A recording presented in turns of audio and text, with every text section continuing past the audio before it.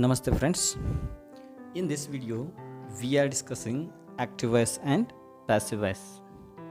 ಸ್ನೇಹಿತರೆ, ನಿಮ್ಮೆಲ್ಲರಿಗೂ ಗೊತ್ತಿರುವಂತೆ in any language active voice and passive voice are very important.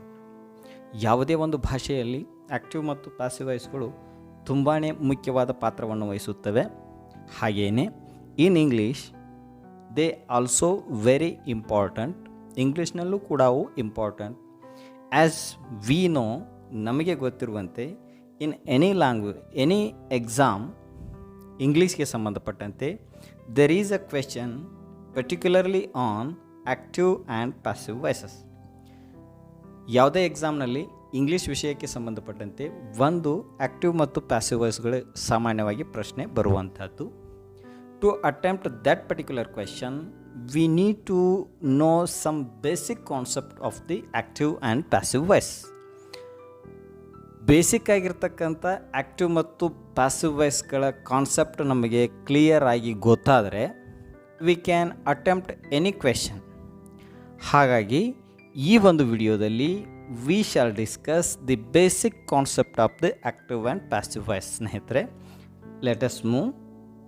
First of all we need to know what is an active voice and what is a passive voice.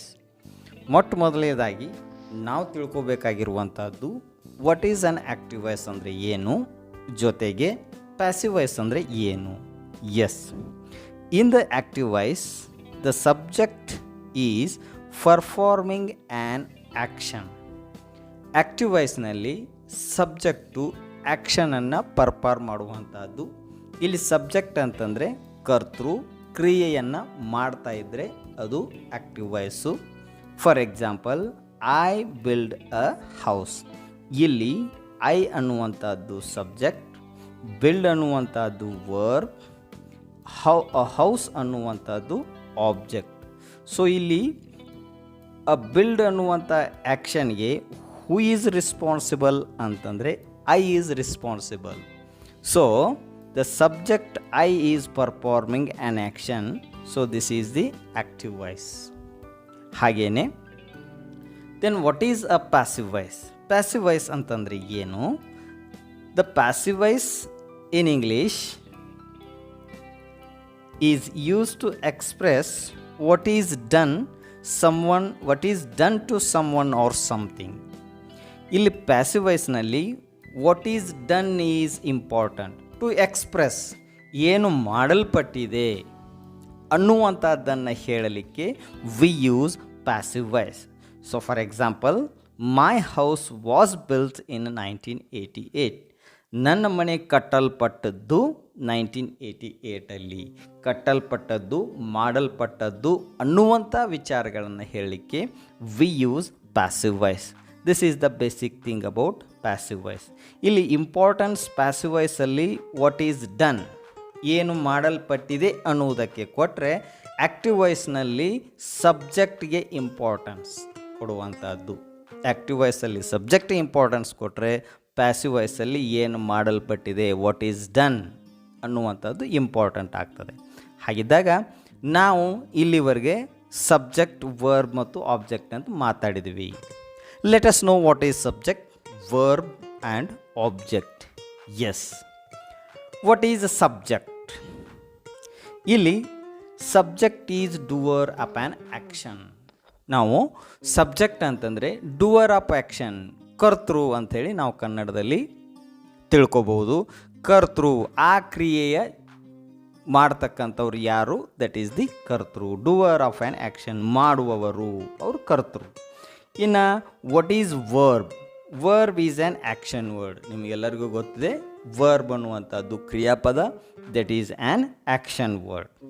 So then what is object? Object ಅಂದರೆ ಏನು? Object is receiver of an action. ಇಲ್ಲೇ ಒಂದು ಕ್ರಿಯೆಯನ್ನು ಯಾವ ವಸ್ತು ಪಡ್ಕೋತದ, ಯಾವ ವ್ಯಕ್ತಿ ಪಡ್ಕೋತಾರ, ದಟ್ ಈಸ್ ದಿ ರಿಸೀವ್, ಸ್ವೀಕರಿಸುವ ಅಥವಾ ಪಡೆದುಕೊಳ್ಳುವವರು ಆಬ್ಜೆಕ್ಟ್ ಆಗ್ತಾರೆ. ಮಾಡುವವರು ಸಬ್ಜೆಕ್ಟ್ ಆದರೆ ಕ್ರಿಯೆ ಅನ್ನುವಂಥದ್ದು verb. These we must know. ಸ್ನೇಹಿತರೆ, ಸಬ್ಜೆಕ್ಟ್, ವರ್ಬ್, ಆಬ್ಜೆಕ್ಟ್ಗಳು ನಮಗೆ ಚೆನ್ನಾಗಿ ಗೊತ್ತಾದರೆ we can change the sentences from active to passive. ಇದು ನಮಗೆ ಈಸಿಯಾಗಿ ಮಾಡಲಿಕ್ಕೆ ಅನುಕೂಲ ಆಗ್ತದೆ. ಇವು ಬೇಸಿಕ್ಕಾಗಿ ನಮಗೆ ಗೊತ್ತಿರಬೇಕಾಗಿದ್ದು ಅಂಥದ್ದು. So let us move forward. ಹಾಗಿದ್ದಾಗ ಇನ್ನೊಂದು ಥಿಂಗ್ಸ್ ನಾವು ತಿಳ್ಕೊಬೇಕಾಗ್ತದೆ. ಏನು ಅಂತಂದರೆ change of pronouns. From active to ಪ್ಯಾಸಿವ್ಗೆ ಚೇಂಜ್ ಮಾಡಬೇಕಾದಾಗ ಚೇಂಜ್ ಆಫ್ ಪ್ರೊನೌನ್ಸ್ ಕೂಡ ನೋಡ್ಕೋಬೇಕು. ಹಾಗಿದ್ದಾಗ ಅವು ಯಾವುವು ಅಂತಂದರೆ let us see. Yes, active ವಾಯ್ಸ್ನಲ್ಲಿ ಈ ಪ್ರೊನೌನ್ಗಳು ಬಂದಾಗ ಅವನ್ನ ಪ್ಯಾಸಿವ್ ವಾಯ್ಸ್ಗೆ ಚೇಂಜ್ ಮಾಡಾಗ ಈ ಥರ ಚೇಂಜ್ ಮಾಡ್ಕೋಬೇಕು. ಆ ಇದ್ದದ್ದನ್ನು ಮೀ, ವಿ ಇದ್ದದ್ದು ಅಸ್, ಶಿ ಇದ್ದದ್ದು ಹರ್, ಹಿ ಇದ್ದದ್ದು him, you changes to you, they changes to them, it changes to it. ಇದು ಗೊತ್ತಿರಲಿ ಸ್ನೇಹಿತರೆ.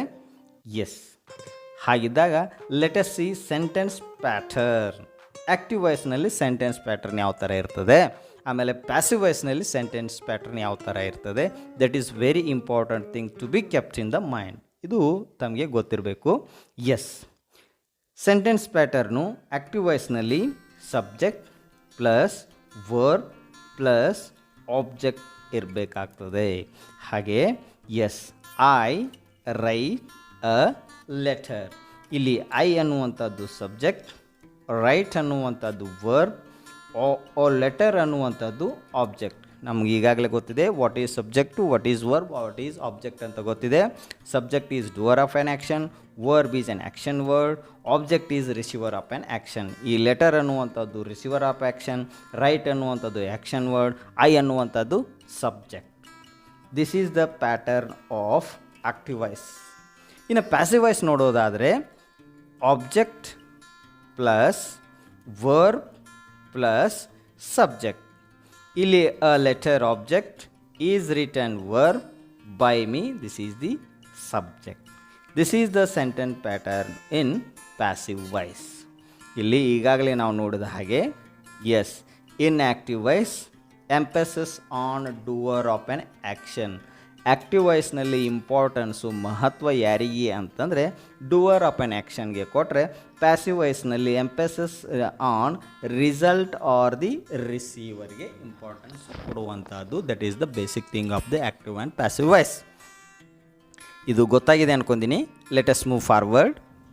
ಎಸ್, ಇನ್ನು ಪ್ರೆಸೆಂಟ್ ಟೆನ್ಸ್ನಲ್ಲಿ ಎಸ್ಪೆಷಲಿ ಆ್ಯಕ್ಟಿವ್ ಮತ್ತು ಪ್ಯಾಸಿವ್ ವಾಯ್ಸ್ಗಳನ್ನು ಮಾಡುವಾಗ we go accordance with the tenses ಪ್ರಕಾರ ಹೋದರೆ ಇಟ್ ಈಸ್ ವೆರಿ ಈಸಿ ಅಂತ ತಿಳ್ಕೊಂಡು. Yes, let us see the present tense first. Yes, tense, active voice, passive voice. ಇಲ್ಲಿ ಟೆನ್ಸ್ನಲ್ಲಿ simple present tense, present continuous, present perfect. ಹಾಗಿದ್ದಾಗ simple present ಟೆನ್ಸಲ್ಲಿ active voice sentence pattern ಏನಿರ್ತದೆ ಅಂತಂದರೆ subject plus verb form number 1 plus object. That is the sentence pattern in active voice. That in specially with simple present ಟೆನ್ಸ್ನಲ್ಲಿ I write a letter. ಇದನ್ನು ಪ್ಯಾಸಿವ್ಗೆ change ಮಾಡಿದಾಗ yes, ಇದನ್ನೇ ಪ್ಯಾಸಿವ್ಗೆ change ಮಾಡಿದಾಗ I write a letter ಇದ್ದದ್ದು ಇಲ್ಲಿ ನಮ್ಗೆ ಈಗಾಗಲೇ ಗೊತ್ತಿದೆ object plus verb form number 3 plus subject. This is the sentence pattern in passive voice. ಅದನ್ನು ನಾವು ಚೇಂಜ್ ಮಾಡಿ ನೋಡೋಣ. Our letter, a letter is a object we have written over here. Then is written. ಇಲ್ಲಿ ತಮಗೆ ಒಂದು ವಿಷಯವನ್ನು ಗಮನಕ್ಕೆ ತರಲಿಕ್ಕೆ ಬಯಸ್ತಾ ಇದ್ದೇನೆ ಸ್ನೇಹಿತರೆ. ಇಲ್ಲಿ ಸಿಂಗ್ಯುಲರ್ ನೌನ್ ಇದ್ದಾಗ we have to use is, plural noun ಇದ್ದಾಗ we have to use are. That is in simple present tense ಅಥವಾ ಪ್ರೆಸೆಂಟ್ ಟೆನ್ಸ್ಗೆ ಸಂಬಂಧಪಟ್ಟಂತೆ ಸ್ನೇಹಿತರೆ. ಎಸ್, ಸಿಂಪಲ್ ಪ್ರೆಸೆಂಟ್ ಟೆನ್ಸ್ನಲ್ಲಿ ಅ ಲೆಟರ್ ಇದು ಸಿಂಗ್ಯುಲರ್ ಆಗಿರೋದ್ರಿಂದ ಈಸ್ ಪ್ಲಸ್ V3. ಯಾವುದ್ರದ್ದು V3? ರೈಟ್ದು V3. Write, wrote, written. So I have written over here by I changes to me. In this way we can change the sentences from active to passive. ಇನ್ನು present continuous ಟೆನ್ಸನ್ನು ನೋಡೋದಾದರೆ yes, sentence ಯಾವ ಥರ ಇರ್ತದೆ? Subject am is are plus V1 ING then object. ಇಲ್ಲಿ ಒಂದು example ಇದೆ, I am writing a letter ಅಂತಿದೆ. ಇಲ್ಲಿ ಅ ಲೆಟರ್ ಆಬ್ಜೆಕ್ಟ್ ಈಸ್, ಇಲ್ಲಿ ಬೀಯಿಂಗ್ ಅನ್ನುವಂಥದ್ದು ಕಂಟಿನ್ಯೂಸ್ ಟೆನ್ಸಲ್ಲಿ we are suppose to add. ಆಮೇಲೆ V3 then by I changes to me. I am writing a letter ಇದು ಆ್ಯಕ್ಟಿವ್ ವಾಯ್ಸ್ನಲ್ಲಿ ಇದ್ದದ್ದನ್ನು ಆ letter is being written by me ಅನ್ನುವಂಥದ್ದು ಪ್ಯಾಸಿವ್ ವಾಯ್ಸ್ಗೆ ಚೇಂಜ್ ಆಗಿದೆ. ಇನ್ನು ಪ್ರೆಸೆಂಟ್ ಪರ್ಫೆಕ್ಟ್ ಟೆನ್ಸಲ್ಲಿ ನೋಡೋದಾದರೆ I have written a letter. This is the given sentence in active voice. When we change that sentence from active to passive, a letter has been. ಇದು perfect ಟೆನ್ಸ್ನಲ್ಲಿ we have to add been. ಆಮೇಲೆ as usual V3 then by then I changes to me. ಈ ಥರ ನಾವು present ಟೆನ್ಸಲ್ಲಿ ಸೆಂಟೆನ್ಸಸ್ಗಳನ್ನು ಆ್ಯಕ್ಟಿವ್ದಿಂದ ಪ್ಯಾಸಿವ್ಗೆ ವಿ ಕ್ಯಾನ್ ಚೇಂಜ್. ಇನ್ನು ನೆಕ್ಸ್ಟ್ ಪಾಸ್ಟ್ ಟೆನ್ಸಲ್ಲಿ ನೋಡೋದಾದರೆ yes, simple past, past continuous, past perfect. ಇನ್ನು active sentence pattern subject plus V2 plus object ಇರುವಂಥದ್ದು. ಅದನ್ನು ಇಲ್ಲಿ object plus was or were, ಅಲ್ಲಿ ಪ್ರೆಸೆಂಟ್ ಸಿಂಪಲಲ್ಲಿ ಈಸ್ ಆರ್ ಆರನ್ನು ಬಳಸಿದರೆ ಪಾಸ್ಟ್ ಟೆನ್ಸಲ್ಲಿ ವಾಸ್ ಆರ್ ವೇರನ್ನು ಬಳಸಬೇಕು. Was for singular noun, were for plural nouns. Yes, ಆಮೇಲೆ as it is V3 by plus subject. I wrote a letter, this is the given sentence. Yes, a letter was return by me. This is the passive voice. ಇನ್ನು past continuous ಅನ್ನು ನೋಡೋದಾದರೆ I was writing a letter ಇದ್ದದ್ದು a letter was being. I already told this one. ಈಗಾಗಲೇ ಹೇಳಿದಾಗೆ continuous ಟೆನ್ಸಲ್ಲಿ ಬೀಯಿಂಗನ್ನು add ಮಾಡುವಂಥದ್ದು. ಆಮೇಲೆ as it is V3 by I changes to me, change of pronoun. Yes, ಇನ್ನು ಪಾಸ್ಟ್ ಪರ್ಫೆಕ್ಟಲ್ಲಿ ನೋಡೋದಾದರೆ I had written a letter. Yes, a letter had. Been ಅನ್ನುವಂಥದ್ದು ಪರ್ಫೆಕ್ಟ್ ಟೆನ್ಸಲ್ಲಿ we are suppose to add ಅಂತ I already told. ಹೇಳಿದ ಹಾಗೆ remaining thing as it is V3 by then I changes to me, change of pronoun ನಿಮಗೆ ಗೊತ್ತಿದೆ. This is the change of from active to passive, especially in past tense. Let us move forward ಸ್ನೇಹಿತರೆ. Yes, ಇನ್ನು future ಟೆನ್ಸ್ಗೆ ಸಂಬಂಧಪಟ್ಟಂತೆ ನೋಡೋದಾದರೆ yes, simple future, future continuous, future perfect. Yes, ಇನ್ನು active voice sentence pattern ಆ subject plus will or shall plus V1 then object. V1 means verb form number 1, base form ಅಂತ ಕೂಡ ನಾವು ಕರಿಬೋದು. ಹಾಗಿದ್ದಾಗ I will write a letter, this is the given sentence.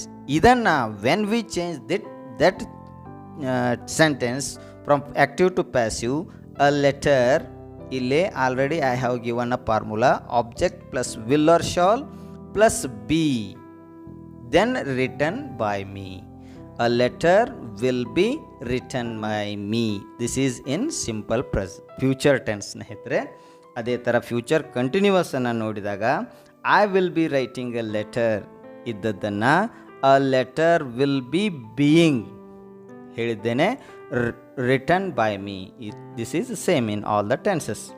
ಹಾಗಾಗಿ future perfect ನೋಡಿದಾಗ I will have written a letter ಇದ್ದಿದ್ದು a letter will have been perfect ಟೆನ್ಸಲ್ಲಿ, remaining thing as it is.